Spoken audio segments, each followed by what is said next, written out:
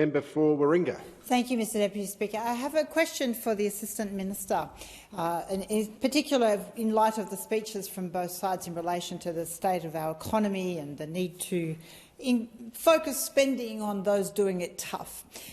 Could you please clarify to the House the process or calculation and the level of inquiry and how this is value for money to the public to have in this legislation provision for uncapped administrative assistance payment, which equate to, on current numbers in the current Australian Parliament, some $4,820,000 of public money going to political parties yearly, which is made up of $2.72 million to the Labor Party per year, $1,560,000 to the Liberal Party and $540,000 to the National Party for expenses including expenditure for conferences, functions, staff training, staff vehicles, office accommodation and even payment for interest on loans.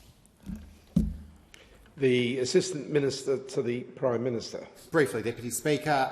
Of course, where there are some variables in any election, final costings have to be done following the votes of the people. You can't provide funding for a particular vote until you know exactly how many Australians have voted in a particular election. And while I wish we had 100% turnout, unfortunately that's still a goal to which we aspire.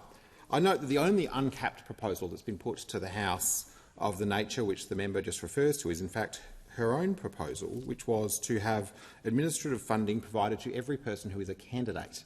Now, if you were to provide administrative funding to every person who is a candidate, which was the proposal put in the second reading amendment by the member for Warringah, that would mean that simply by nominating yourself, it's a great return on investment. You pay your $2,000 nomination fee and you'd get $30,000 under that proposal.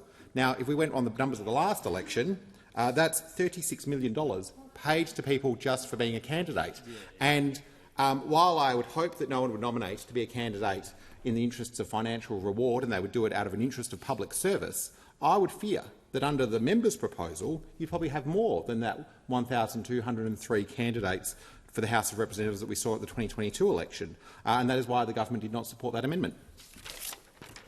The question is that the amendments be agreed to. The member for Warringah. Respectfully to the Assistant Minister, that must sound nice in your head. That didn't actually even respond to the question. The question was, how was the amount arrived at which provides for an uncapped amount in relation to members of parliament for major parties to receive each, once elected, $30,000 in administrative assistance from the public purse each year, which equates, if one takes the current membership of our parliament between this place and the other place, to some $4.82 million per annum going to the three major parties from the public purse for expenses including conferences, functions, staff training, office accommodation and even payment for interest on loans. My question to the Assistant Minister is, can he please indicate to the House how this is of benefit to the Australian taxpayer, how this